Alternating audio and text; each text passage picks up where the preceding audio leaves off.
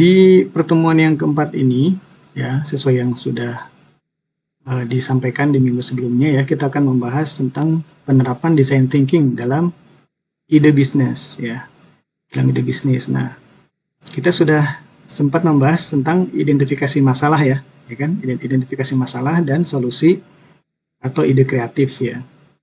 Nah, ini terkait dengan itu. Ini salah satu tools ya, alat yang bisa dipakai ya untuk identifikasi masalah dan menghasilkan ide solusi gitu. Ya, ide solusi yang kreatif dan inovatif. Namanya design thinking. Nah, jadi di pertemuan ini teman-teman diharapkan nanti ya bisa memahami prinsip dari design thinking ya, metode untuk mengidentifikasi masalah dan menghasilkan ide solusi ya. Kemudian tahapan atau langkah-langkah dari design thinking ya.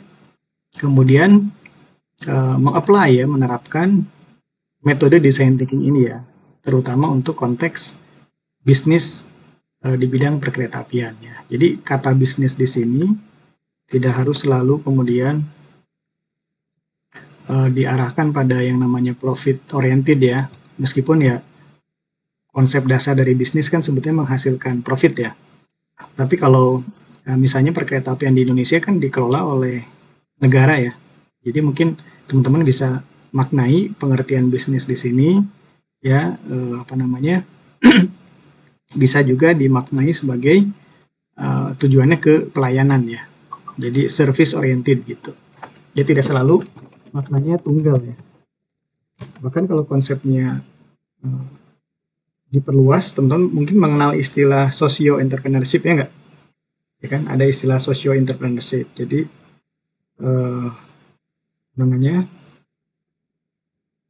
konsep kewirausahaan itu tidak harus selalu prinsip dasarnya adalah prinsip ekonomi ya.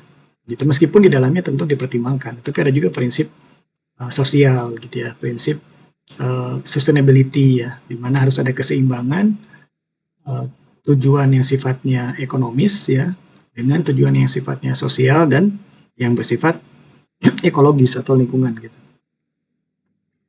Nah, jadi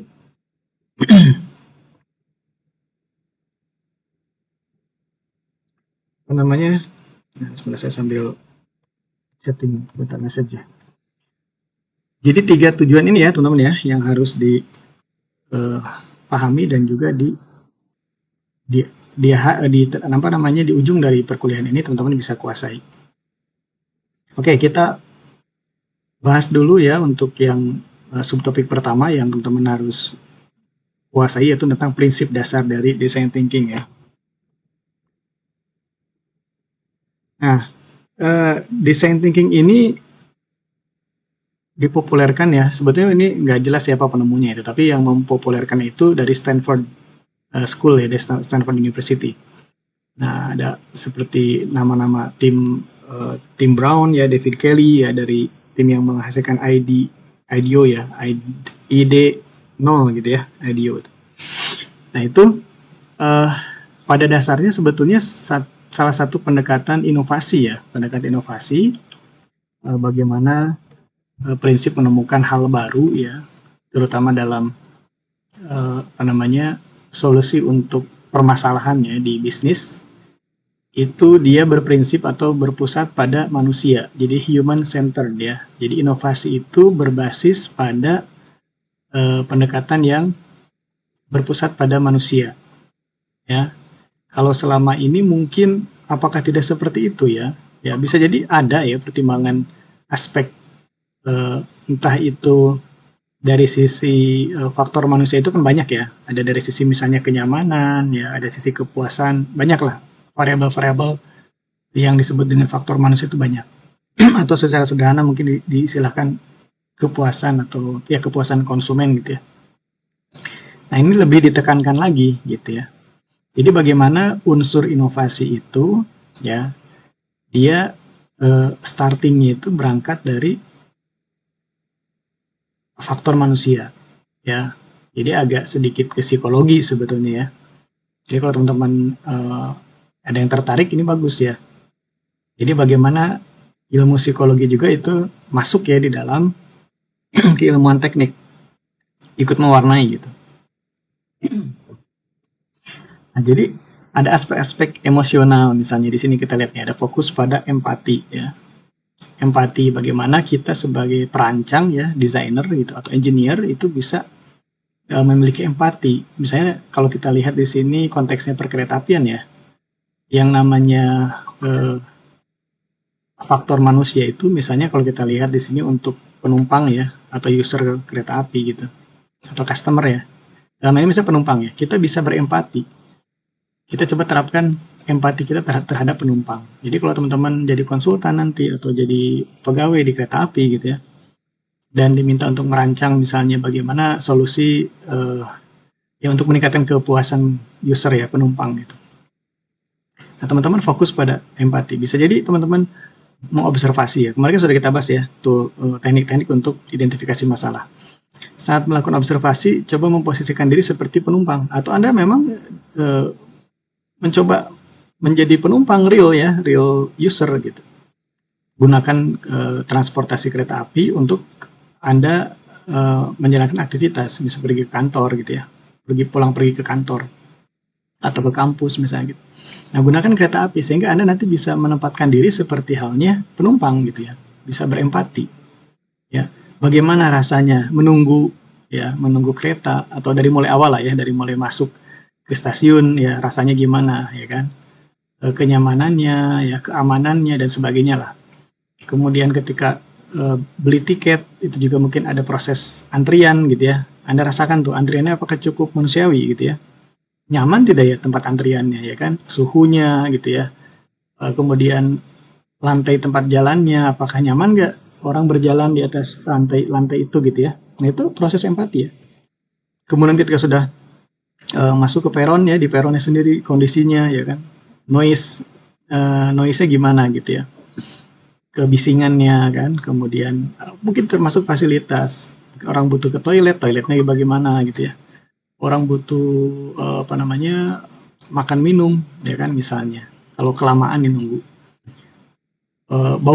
bauan di sana bagaimana gitu ya kan itu bisa Anda coba berempati, terutama orang-orang yang misalnya lanjut usia, bagaimana juga dipikirkannya nggak, atau mungkin ada juga anak kecil, atau mungkin ada yang disable gitu ya, disable dan sebagainya. Nah itu Anda pikirkan, coba berempati. Jadi, nah design thinking itu berawal dari situ teman-teman ya, berawal dari bagaimana menempatkan aspek manusia ya, human centered design thinking ya. Jadi berpikir bahwa solusi yang kita akan ciptakan ya itu berpusat pada aspek manusia sebagai user ya di situ kan. Nah, kemudian dari situ baru kemudian ada fokus pada eksplorasi. Nanti tadi saya belum lanjutin ya, masuk keretanya gimana, di dalam keretanya ya. Dalam sebenarnya kereta ya kalau manusia ya, kalau barang gerbong kan, ya nanti Anda pikirkan kalau gerbong gimana tuh kan. Nah, kalau kereta di dalam itu mulai kapasitasnya kan, suhu, tempat duduknya kan. Kalau berdiri juga Anda coba rasakan, kalau lebih dari 15 menit itu berdiri gimana rasanya gitu ya. Apalagi dengan berdesak-desakan dan sebagainya kan. Sehingga nanti Anda bisa mengeksplorasi ya. Kira-kira solusinya itu yang tepat itu bagaimana ya untuk misalnya mendesain peron, mendesain lantainya, mendesain antrian buat tiket, ya kan, mendesain ruang-ruangan yang ada di stasiun. Ya, termasuk juga bukan cuma penumpang ya. Nanti bisa aja Anda arahkan ke pegawainya, stafnya, ya kan itu manusia juga ya kan. Jadi bagaimana stafnya, pegawainya, petugasnya itu bisa dimanusiakan gitu kan ya. Ya kenyamanan, kemudahan kan. Kemudian apalagi ya produktivitasnya lebih meningkat gitu ya. Tetapi juga tetap mempertimbangkan apa aspek-aspek misalnya kelelahan ya. Ada allowance factor segala macam lah. Nanti teman-teman belajar. Nah, kemudian setelah dari kereta, begitupun di perjalanan dan sebagainya ya, sampai ujung. Jadi dari awal sampai akhir dari proses layanan itu dilakukan oleh teman-teman coba masukkan unsur empatinya, ya, berempati dengan proses pelayanan yang dilakukan oleh PT KAI misalnya gitu ya, terhadap para penumpang user. atau termasuk kepada karyawannya, petugasnya gitu ya. Nah, bisa diluaskan lagi nanti ke masyarakat ya, di sekitar dan sebagainya lah. Banyak, jadi manusia di situ yang terlibat aja ya, yang terlibat dalam proses pelayanan kereta api. Anda eksplorasi ya, untuk penumpang, untuk petugas, untuk masyarakat dan sebagainya, itu kira-kira solusi itu seperti apa ya.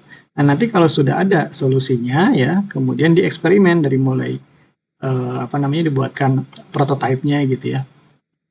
Nanti kemudian dites gitu, diuji ya. Nah, ini proses ini secara sederhana ada 3 aspek utama ini ya, itu mengalami iterasi. Jadi kalau sudah dilakukan proses empati gitu ya, menghasilkan suatu, kemudian dieksplorasi, menghasilkan suatu ide ya, idenya ABCD gitu ya, itu bisa jadi Anda cek lagi tuh, yang A itu sudah memenuhi seluruh aspek untuk di empatinya enggak ya. Kalau enggak, disempurnakan lagi, balik lagi gitu ya. Jadi ada looping ya, ada feedback loop ya namanya. Ada feedback, kembali lagi bisa ke tahapan sebelumnya. Di eksperimen juga sama, ketika prototipe sudah dibuat ya, kemudian diuji coba kurang memuaskan, bisa balik lagi ke eksplorasi atau ke empatinya ya. Nanti sebenarnya ada 5 tahap yang lebih detailnya. Nah, kemudian jadi itu prinsip dasarnya ya. Ada fokus pada empati, eksplorasi dan eksperimen, kemudian beriterasi ya. Nah, kemudian yang ketiga nih ya, itu menggabungkan ya, ada 3 aspek di sini. Pertama, desirability, keinginan pengguna. Nah, ini nomor 1 ya. Kan human centered ya. Jadi keinginan pengguna, kemudian yang kedua feasibility ya, secara teknologi itu apakah memungkinkan atau tidak gitu ya. Dan yang ketiga adalah viability ya, dari sisi bisnis gitu ya. Itu kira-kira kalau bahasa bisnis itu misalnya NPV-nya lebih besar dari 0 nggak gitu kan ya, kelayakan secara finansialnya ya. Jadi menguntungkan tidak gitu ya. Net present value-nya ya, NPV ya. Kalau itu sebuah investasi gitu. Oke, nah tapi kalau ini konsepnya pelayanan ya, artinya misalnya benefitnya ya. Jadi konsepnya nanti benefit cost ratio namanya ya, BCR. Jadi rasio benefit terhadap cost-nya ya. Jadi benefitnya harus lebih besar daripada cost-nya gitu, itu baru menguntungkan gitu ya. Oke, jadi 3 aspek ini itu harus tergabung dalam solusi yang diciptakan ya.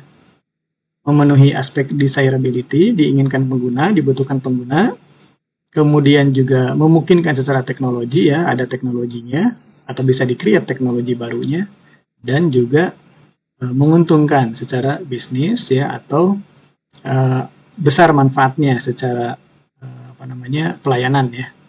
Yang biasanya pemerintah dasarnya biasanya benefit oriented ya, bukan profit. Kalau profit kan biasanya monetary ya, untung gitu secara moneter ya, monetisasinya bagus gitu. Oke, nah ini tahapannya ya teman-teman ya. Ini subtopik yang kedua itu adalah tentang tahapan. Teman-teman memahami tahapan dalam design thinking ya. Kalau kita lihat dari yang kanan atas ya, itu mulai itu ada empathize ya. Ini empatinya di sini nih. Jadi sebetulnya kalau mau ringkaskan itu cuma 3 aja: understand, explore, kemudian materialize ya. Jadi memahami itu ada 2 unsur, yaitu empathize dan define. Jadi setelah teman-teman conduct research to develop an understanding of your users ya. Jadi ada penelitian ya, untuk memahami ya user, misalnya penumpang tadi. Kemudian Anda definisikan apa masalahnya gitu ya. Jadi combine all your research and observe where your users problems exist gitu ya.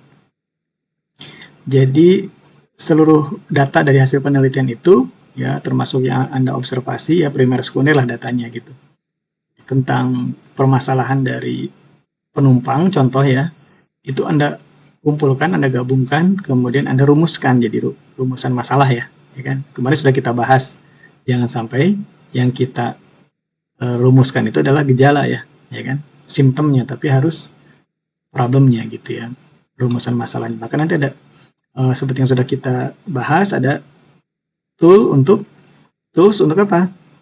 Menemukan akar masalah ya. Ya, jadi root cause-nya atau akar penyebabnya gitu. Nah, dengan Fishbone, dengan 5 Whys gitu ya, itu bisa ketemu yang namanya akar masalah atau akar penyebab. Nah, disitulah yang Anda rumuskan masalahnya ya. Oke, jadi empathize sama define itu bagian dari proses understand atau memahami. Ya, memahami user lah bahasa sederhananya.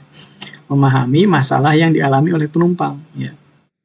Oleh petugas misalnya ya, oleh siapa? Oleh masyarakat dan sebagainya. Tapi di sini kita fokus utamanya ke penumpang dulu ya. Penumpang kereta api itu maunya apa sih gitu ya. Masalah-masalah yang mereka rasakan tuh apa saja gitu. Nah, jadi setelah empathize dan define ya, masuk ke tahapan explore.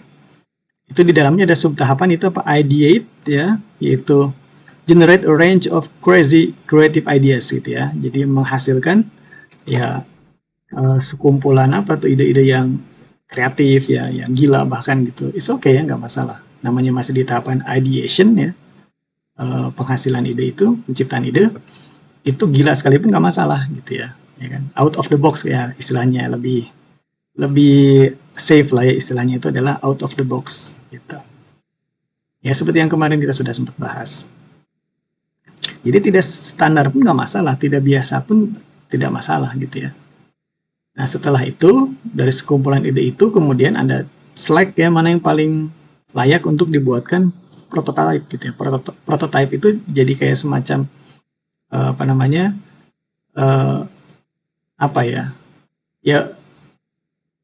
bentuk apa namanya representasi ya dari ide yang Anda sudah buat. Misalnya kalau Anda buat idenya adalah kalau kenyamanan gitu ya, contoh penumpang itu supaya nyaman ya kursinya lah dari tempat duduknya misalnya gitu ya, desain tempat duduk di apa namanya peron itu yang lebih nyaman gitu. Jadi kalau orang harus nunggu sampai setengah jam itu dia duduk itu nyaman gitu ya.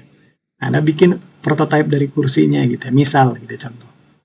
Kursi yang paling masuk akal baik secara desirability-nya kemarin ya, tadi yang sudah dibahas ya. Memenuhi keinginan pengguna, teknologically-nya ya, teknologi apa namanya? Secara teknologinya itu dia memungkinkan dibuat ya. Dan kemudian dari sisi apa? Viability-nya ya. Ya, bisa dibiayai gitu ya. Bisa didanai untuk untuk memproduksi kursi tersebut gitu ya. Ada dananya lah, ada budgetnya gitu.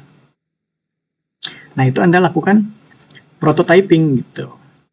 Ya, ide-ide yang sudah Anda generate, tapi dipilih dulu, diselect mana yang tadi berdasarkan 3 pertimbangan tadi ya, desirability, kemudian teknologinya dan viability-nya itu yang paling bagus gitu ya. Anda buatkan prototype-nya. Nah, setelah itu ya, selesai di-explore ini, Anda kemudian lakukan testing ya, uji coba. Ya, uji coba. Nah, Anda bisa buatkan contohnya, kemudian diuji cobakan ke customer atau ke user atau penumpang gitu. Return to your users for feedback gitu ya. Nah, biarkan mereka mencoba gitu ya. Kalau prototipe-nya dalam bentuk kursi yang sudah jadi ya gitu. Itu Anda mintakan pendapat ke user ya, penumpang contohnya. Ya, tadi kursi bisa di peron, bisa kursi di dalam kereta gitu ya. Atau pegangan yang pada saat berdiri gitu ya di dalam kereta ya. Itu seperti apa gitu ya. Atau misalnya apalagi ya peron, lantai peronnya atau lantai di dalam kereta gitu ya. Atau mungkin suhunya ya, atau jumlah pendingin coolernya ya. Atau yang saya pernah ngerasa nggak nyaman itu adalah si angin dari coolernya itu ya, AC-nya itu kan suka kena ke badan kita ya nggak, kalau kita berdiri terutama ya nggak. Nah itu kan buat saya sih nggak nyaman gitu. Kita bisa masuk angin gara-gara naik kereta gitu misalnya gitu. Nah itu tuh bisa menjadi, kalau kita sebagai penumpang itu merasakan jadi masalah kan ya. Nah, Anda coba berempati gitu, itu Jangan-jangan itu dirasakan, cuman belum disampaikan aja ya sebagai keluhan oleh penumpang, ya kan? Nah, kalau Anda punya desainnya, gimana supaya Anda bikin kayak semacam apa itu? Saya lupa, shield ya. Shield itu kayak yang memperisai ya, menghalangi si hembusan angin ya. Jadi anginnya itu tetap uh, menghembus ya, tetapi tertahan. Jadi ada kayak shieldnya, ya. Ada mungkin dari fiber ya. Nanti ada pas keluar itu dalam jarak misalnya 30 cm kena fiber dulu, kemudian menyebar ke dalam ruangan. Jadi nggak kena ke badan penumpang. Nah, Anda desain tuh si fibernya seperti apa, ya. Fiber untuk hembusan pendingin, menahan hembusan dari si pendingin kereta misalnya gitu ya. Nah, itu pun saya bagian dari salah satu contoh ide ya, ide solusi gitu. Nah, nanti diuji cobakan, misalnya diuji coba, contoh ya, kalau tadi shield dari si cooler itu ya, diuji coba di satu kereta aja dulu gitu ya. Kemudian Anda cari responden ya. Tanya, misalnya dalam satu hari itu Anda dapat berapa banyak responden, ditanya dengan pengalaman mereka yang berdiri-berdiri terutama ya. Bagaimana rasanya, lebih nyaman nggak dengan apa namanya adanya shield tadi gitu ya. Anda kan bisa tes tuh. Nah, kalau kemudian hasilnya mereka lebih puas ya, customer lebih puas, lebih merasa lebih nyaman ya. Nah, baru kemudian diimplementasi solusi itu. Kalau disetujui oleh manajemen atau decision maker ya, pimpinan gitu. Begitu ya.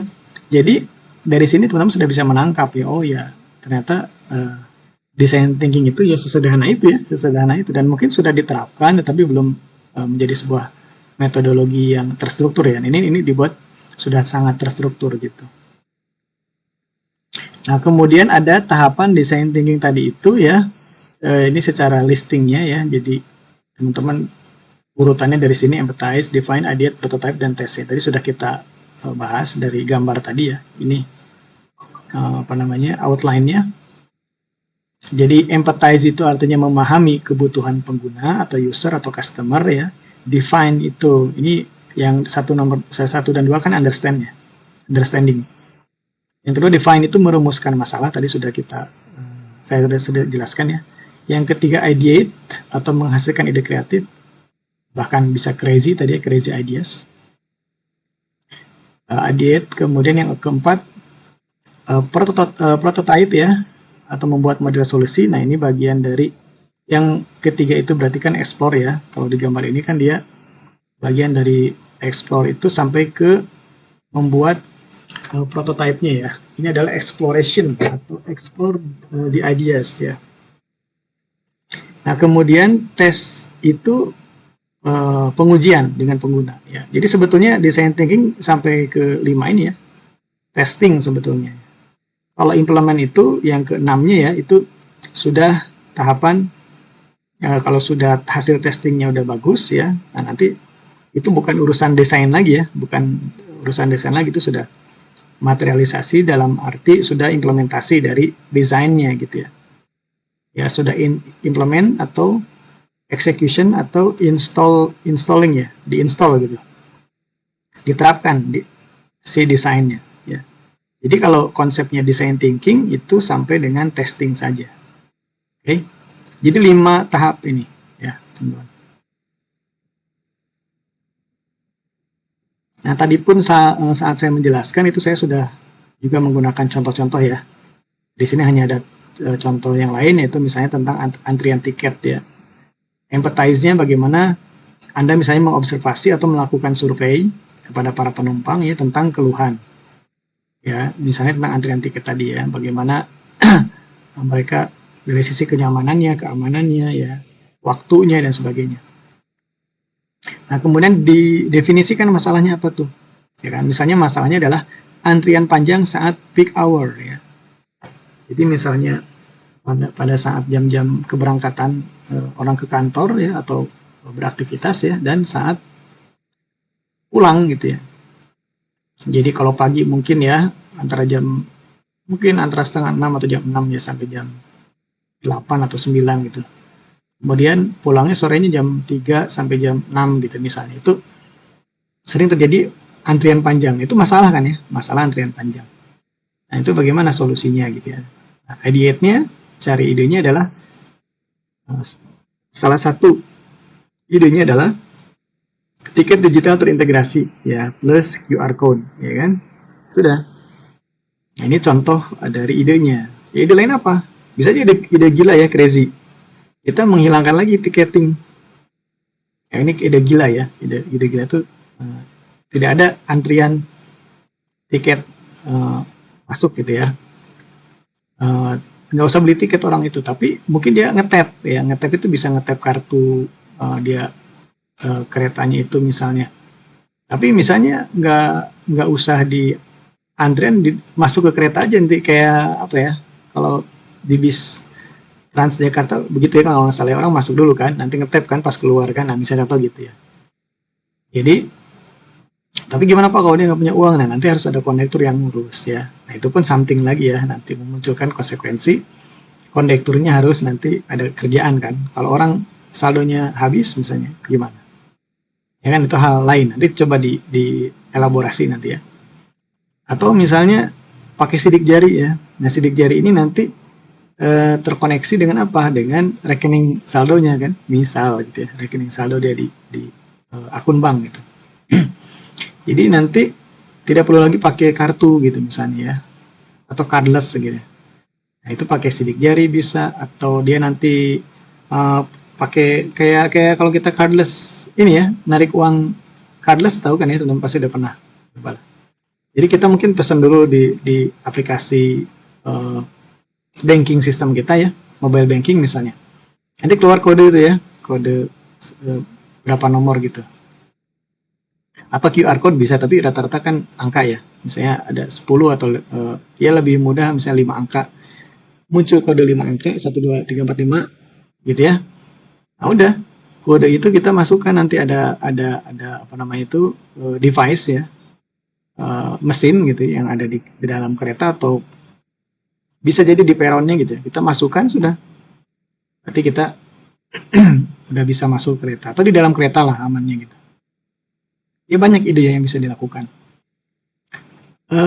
Kemudian setelah itu dilakukan prototyping gitu ya. Nah misalnya contoh untuk ide tiket digital terintegrasi, maka dibuatlah aplikasi mobile sederhana gitu ya.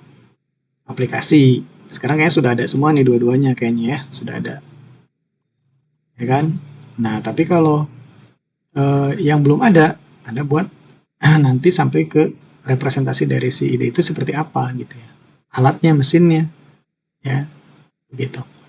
Nah setelah itu kemudian dites ya, dijalankan dulu. Tadi saya bilang ya, misalnya satu kereta dulu ya kan, atau satu batch dari apa namanya, misalnya kalau kereta itu melayani ya 10 batch misalnya gitu ya, ya sudah batch pertama, batch kedua gitu ya, uji coba. Jadi pada kelompok kecil pengguna nih. Ya bagaimana feedbacknya nanti ya, kekurangannya gimana gitu ya, kelebihannya seperti apa. Nah hasil uji coba itu nanti akan menentukan apa namanya, tingkat keberhasilan dari si ide kreatif kita gitu ya, solusi yang kita tawarkan, solusi inovatif yang kita tawarkan gitu. Ya, nah jadi ini manfaat design thinking dalam bisnis ya. Pertama, menghasilkan solusi inovatif, ide kreatif sesuai kebutuhan pasar. Dan nanti kebutuhan pasar ini akan kita bahas di pertemuan selanjutnya ya. Ada tentang survei kebutuhan pasar ya. Nah, jadi pasar itu siapa sih ya kan? Ya, pasar itu ya mereka para penumpang itu ya, user atau customer itu kan, ya kan. Nah, meskipun nanti bisa dihubungkan dengan kompetitor. Nah, kalau di kita kan kereta api setahu saya tidak dikelola oleh swasta ya, semuanya oleh negara gitu. Jadi belum ada kompetitor. Tapi who knows ya, someday nanti akan ada dibuka ya iklim persaingan di dalam bisnis perkeretaapian gitu. Sehingga nanti perlu kita melakukan survei pasar gitu. Sekarang pun perlu ya, nanti dikombinasi. Jadi fleksibel nih. Mana duluan? Design thinking duluan atau survei pasar duluan ya. Itu fleksibel. Intinya adalah dua-duanya sangat bagus untuk digabungkan ya.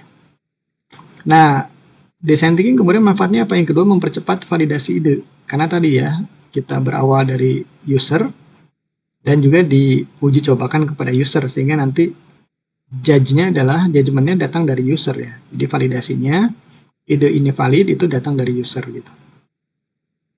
Kemudian untuk mengurangi resiko kegagalan produk ya, kalau diawali dari kita empathize dulu gitu ya, itu kemudian nanti ada prototyping, kemudian ada testing, uji coba ya, itu resiko kegagalan produknya akan rendah ya. Beda cerita kalau kita langsung aja membuat menghasilkan ide solusi tanpa human centered tadi ya, tanpa user oriented tadi, kita langsung buat gitu ya.